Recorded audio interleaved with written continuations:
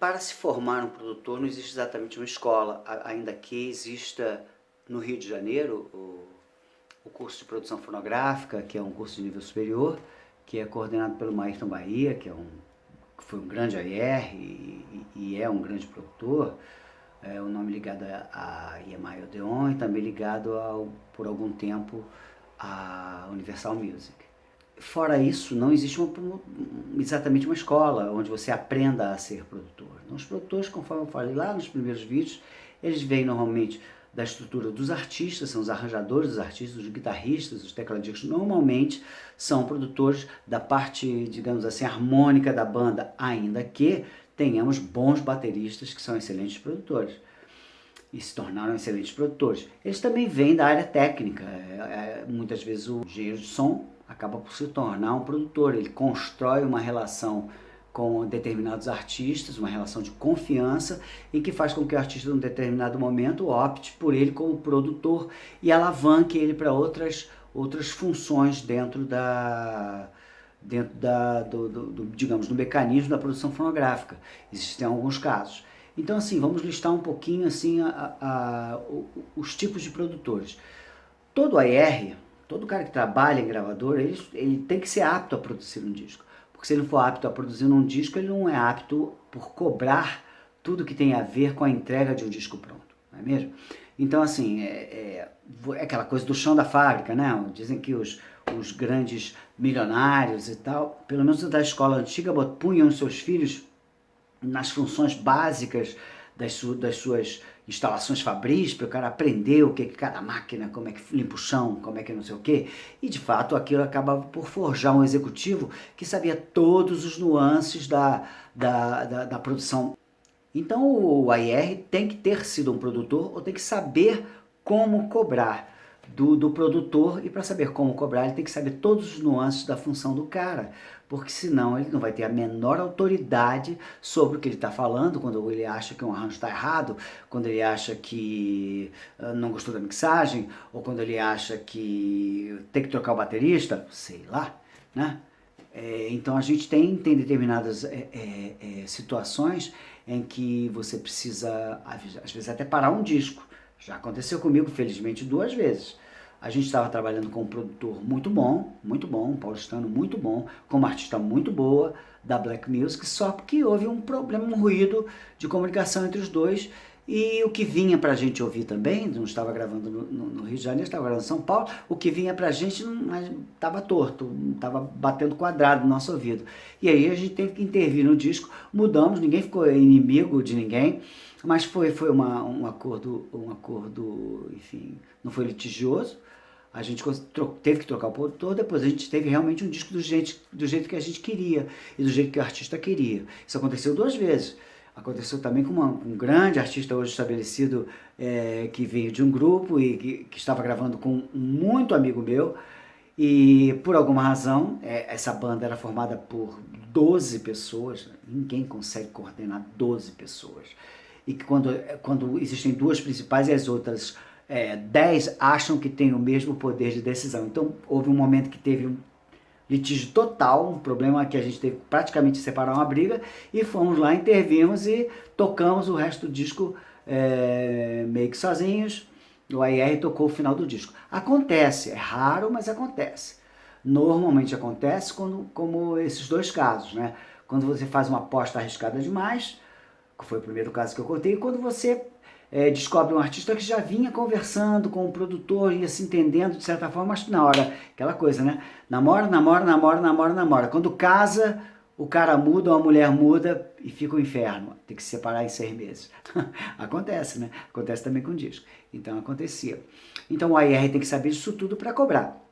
Existem determinados ARs que se tornaram proprietários de estúdio. Então existem produtores como, por exemplo, o João Augusto, que tem o selo DEC, tem a gravadora, a DEC Music, a DEC Discos, tem o Rick Bonadio, que tem o Midas, tem o Libercadelha, que tem a LGK, enfim, tem o próprio Mazola que começou como engenheiro de som, é um bom exemplo disso, que se tornou proprietário da MZA E, entre outras coisas, ele descobriu o Zé Cabaleiro, o Chico César, contratou, foi os primeiros discos importantes, vamos dizer assim, deles foram feitos na MZA, porque o Chico César já havia feito um disco pela Velas, que é a gravadora do Vitor Martins, letrista do Ivan Lins, que também descobriu muita gente interessante.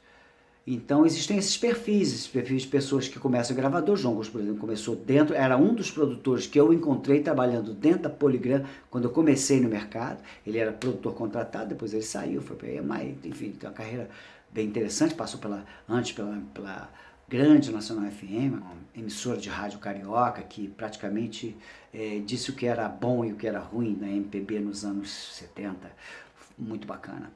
E tem esses perfis. A gente tem o perfil do produtor músico, arranjador, que a gente encontra, por exemplo, no Rio do Hora, que é um cara que normalmente todo disco que ele produz, ele arranja todas as faixas ou a maioria delas, que é um facilitador muito grande para a gravadora, porque quando você contrata o Rildo, você contrata uma grife bem completa. Você está contratando também a maneira com que a estética dele como arranjador, e principalmente mais voltado para dentro do chapéu da MPB para o samba, que a gente chama de samba de raiz. O Rildo é mega bem sucedido em produções maravilhosas de Martim da Vila, Bete Carvalho, Fundo de Quintal, e atualmente, mais constantemente, Zeca Pagodinho. Um cara bastante bem sucedido. Esse é um dos perfis do produtor. Um bom exemplo disso é o George Martin, grande George Martin, que tanto vem da técnica quanto vem de arranjador e ele nada mais nada menos que o produtor dos Beatles, só isso. A gente tem uma certa deturpação da ideia. Houve um momento em que as gravadoras acharam por bem, como alguns engenheiros de som ficaram muito caros dentro do orçamento, então elas começaram a estabelecer acordos, assim, um disco era produzido por um produtor mesmo, digamos assim, profissional, e pelo engenheiro. Isso dava um conforto orçamentário. Por quê? Porque parte da remuneração devida ao engenheiro pelo trabalho dele de gravar, de mixar, era um adiantamento, ou seja, era recuperável. Se digamos que o cara custasse 10, 5 ia como adiantamento. Então, a rigor, você tinha que pagar de fato 5 e 5 você recuperava com a venda do disco. Isso acabou criando, quer dizer, na verdade, acabou criando produtores medíocres, porque você não, o engenheiro de som é um engenheiro de som, se ele é um produtor, ele passa a ser um produtor de repente, como foi o caso do Mazola, que virou um grande produtor. Produziu, sei lá, cara, o Mazola produziu quase o cast inteiro nacional de artistas importantes. E outros continuaram sendo simplesmente usados com esse artifício de você economizar um pouco no orçamento. Acabou criando uns certos monstrinhos, né? Pessoas que como falei, pessoas que acabaram se tornando produtores medíocres, e quando eu falo medíocres não são ruins, são produtores da média, no termo original da média, eles não criaram nada de novo com produção, e alguns deles deficientes em algumas coisas, mas que continuavam sendo usados como uma forma de você enxugar o orçamento. E esses caras, quando produzem, eles têm que ter um AR muito forte de um lado, muito forte, sabendo exatamente o que ele deve fazer, ou um artista muito forte, ou os dois.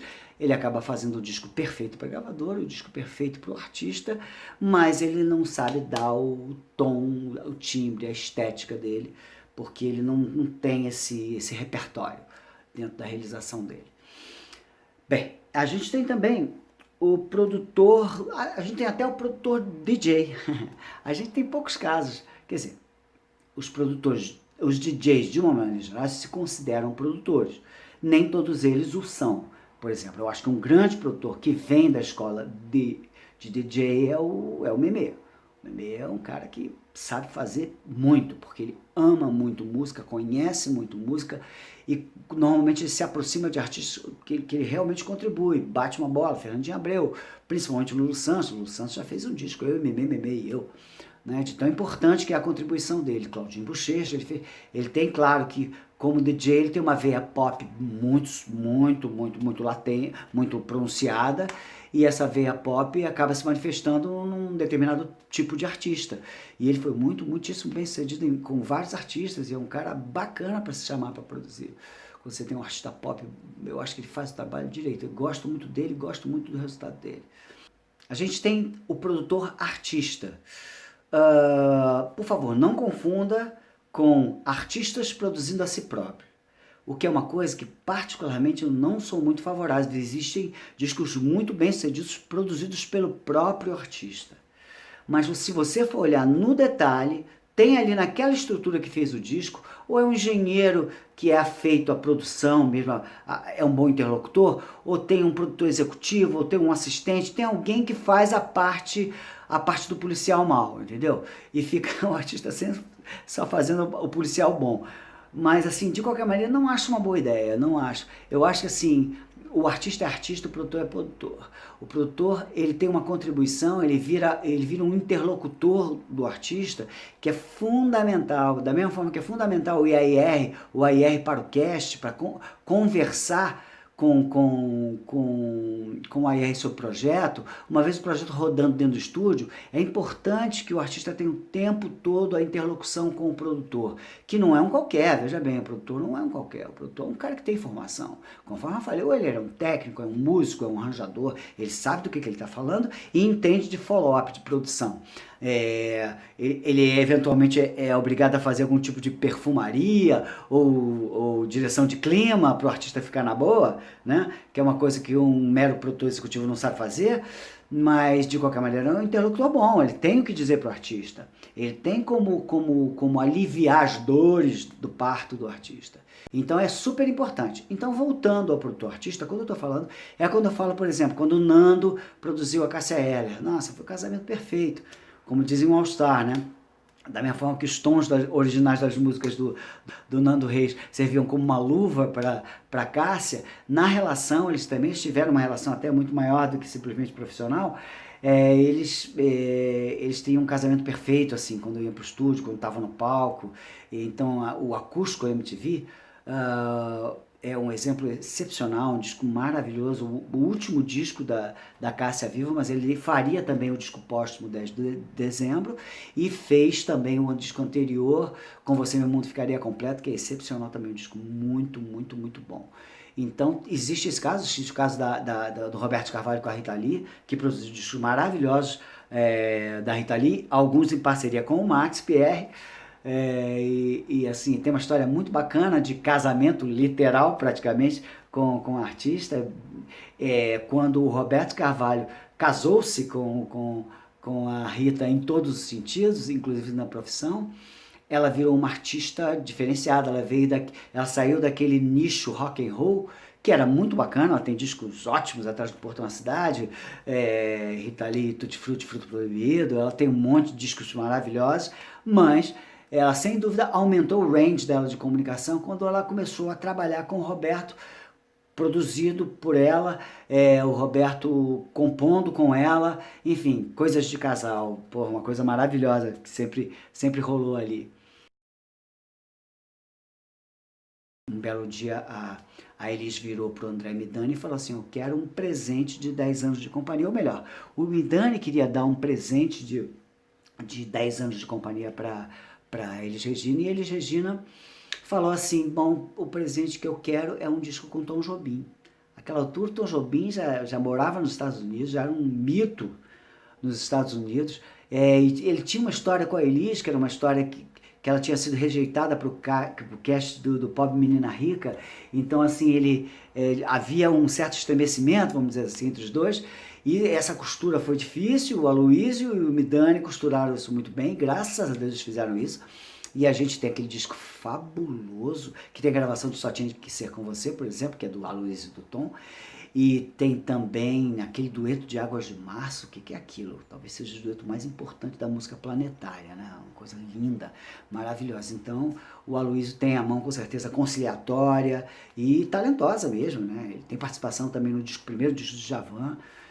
tem a mão dele também, muito importante. Então a Luz é um cara muito bacana. A gente também, dentro dessa ponte Brasil-Estados Unidos, tem o Eumir Deodato, que se mandou depois o ocaso da Bossa Nova, foi para os Estados Unidos, chegou até a enveredar pela música pop, porque ele, como artista, ele criou uma releitura do tema do 2001 de Odisseia no Espaço, de Strauss, Alsos Prestes Zaratustra, que era uma música de 9 minutos, que foi para Billboard, arrebentou e foi sucesso no Brasil, uma música instrumental de 9 minutos que tocava na rádio, olha só, o cara era fera. E por isso chamou a atenção do mercado americano como um todo, se tornou produtor e chegou a produzir o Kool and the Gang, aquela Celebrate Good Times, Come On, Celebration. Celebration é a produção dele, quer dizer, o disco todo.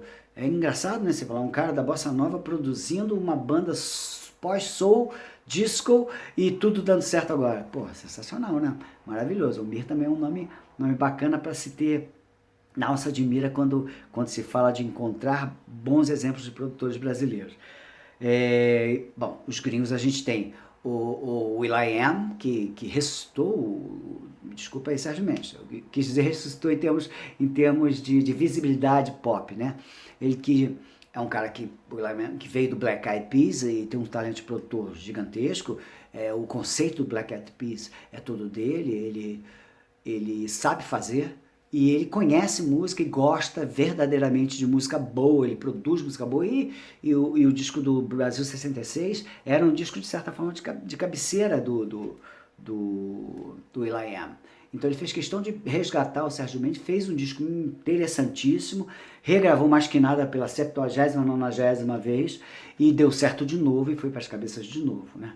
Então o cara é um cara para ser lembrado. E tem o grande Quincy Jones. Quincy Jones ele produziu nada mais, nada menos do que Thriller. E Thriller do Michael Jackson, que é gigantescamente, talvez seja o disco pop mais importante da história fonográfica do mundo. E quando se fala de produção no Brasil, de produtores no Brasil, não se pode esquecer dois nomes. Um deles é o Liminha. O Liminha é um fenômeno, né? Porque o cara foi nada mais nada menos do que músico dos Mutantes, o baixista dos Mutantes. Então imagina a escola, né? Tá ali com os irmãos Batista e com Rita Lee, como, sabe, como quem tá com colegas de trabalho simples. O que ele não aprendeu? Então ele, produtor de mão cheia, ele é capaz de produzir vários tipos de artistas. Ele começou, se eu não me engano, foi com a Black Hill, Maria Fumaça e com Frenéticas, que já deram super certo. Claro que o Maria Fumaça da Black Hill não vendeu muito disco, mas foi abertura de novela, né? Maria Fumaça foi abertura de novela, e enfim, é um disco prestigiadíssimo, mas depois ele esteve ligado a discos gigantes, como a trilogia do Lulu, Ritmo do Momento, Tudo Azul, discos importantésimos do Lulu. Ele tem grandes discos produzidos por ele, do Gilberto Gil, inclusive foi parceiro do Gil num negócio, eles tinham o estúdio nas nuvens. Ele é um exímio baixista, toca muito bem guitarra, é um cara assim que, olha, se você pudesse escolher um produtor, tivesse realmente com bala na agulha, eu escolheria o Liminha para produzir, pela versatilidade do cara e pela qualidade gigantesca que ele tem de entrega, né? Já foi a IR, da Warner, se não me engano, da Sony também. Ele já fez mil coisas, só que ele não era um executivo, ele era mesmo um cara do estúdio, do palco. Então o Liminha é o cara. Agora, um outro nome que eu deixei por último é o Guto Graça Mello. O Guto Graça Mello, ele é um cara tão importante como homem da música, vamos dizer assim, não vou nem falar de produtor, como homem da música, que você é capaz até de contar a história da sociedade brasileira através do trabalho dele na música. Porque ele meio que singrou a história do Brasil. Ele veio do grupo Manifesto, que era um grupo que ele tinha com o Mariozinho Rocha, né? Que já falei do Mariozinho quando eu falei dos ARs. Ele tinha um grupo e dali ele começou uma história com a televisão. E se você for ver no detalhe, ele esteve presente nos grandes acontecimentos musicais, visuais da televisão brasileira, em vários musicais infantis. Ele esteve presente em Mulher 80, ele esteve presente em em trilhas de novela, importantésimas, onde a mão dele ali esteve presente. Então a gente tem com o Guto Graça Mello uma maneira de contar a história da sociedade brasileira, conforme eu falei. Eu acho que depois, ele teve um breve ocaso onde ele sumiu um pouquinho, depois ele voltou. Quando ele voltou, já voltou arrebentando a boca do balão, pegou as canções que você fez pra mim da Maria Bethânia, e foi aquilo que todo mundo conhece, né? A Maria Bethânia, que também já não vinha de um boom fonográfico grande, botou a mulher lá em cima. O Guto é um cara muito bacana. Se a gente quiser aprender como se produz, é bom ver a história do Guto. Se a gente quiser aprender como se relaciona com o artista, é bom conversar com o Guto. Se você quiser saber como é que a televisão tirou proveito produtivo da música, tem que conversar com o Guto. O Guto é o cara. O Guto é um cara realmente que, se você estudá-lo, você vai estar aprendendo o ofício. O ofício, mais do que o ofício de produtor, o ofício do cara que não é o frontman, ele não é o cara que está na frente cantando, mas que sem esse cara, nada acontece no entorno. Ave Guto Graça Mello.